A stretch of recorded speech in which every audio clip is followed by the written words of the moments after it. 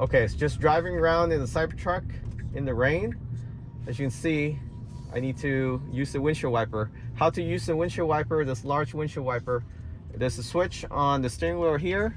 You push it once, then your controller is on here. Whether you want to control it on the display or you can control it on the left scroll wheel. So if I move, it will automatically go to speed 1, speed 2, speed 3,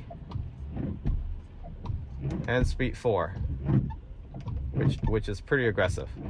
So this is the latest firmware update that allows you to control the speed both on the steering wheel and on the display, and then you can just swipe down, it goes away. But very convenient. One thing to notice about this windshield wiper is that it does get foggy. Having defrost on here, I don't think the fan is strong enough. So the defrost, once you push here, and this is very important when you have the Cybertruck. So when you turn on, it's this one, the defog is very weak.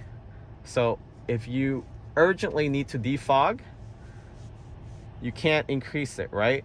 So the best way to defog as fast as possible is actually get out of the defog, go to the defog vent, point up, turn on the AC, and then maximize the fan to 10. And that's how you quickly defog the Tesla Cybertruck windshield. This is very important. I was caught in a situation where it fogged up too quickly and the defog wasn't working, and I had to pull to the side to turn on the fan, or figure out how to turn on the fan stronger. So hopefully Tesla will update that in the future firmware update. But basically that's how you turn on the defogger. The defogger seems very weak for this size windshield. Another thing I would recommend is getting a defogger, anti-defogger window cleaner, or a type of ceramic sealant to prevent it from fogging up easily. So thanks for watching. Remember to subscribe. Catch you on next time.